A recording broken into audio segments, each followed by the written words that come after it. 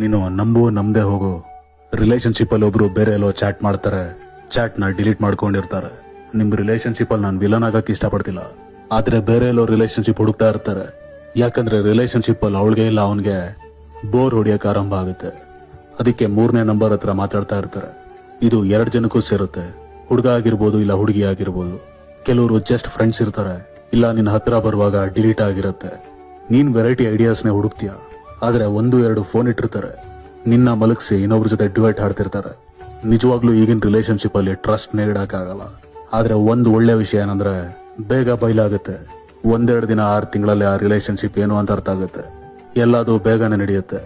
ಬೇಗ ಮೀಟ್ ಮಾಡೋದು, ಬೇಗ ನೋಡೋದು, ಬೇಗ ಮಾತಾಡೋದು, ಎಲ್ಲ ಮುಗ್ದಿರಂಗೆ ಹೊಸ ರಿಲೇಶನ್ಶಿಪ್ ಹುಡುಕೋದು.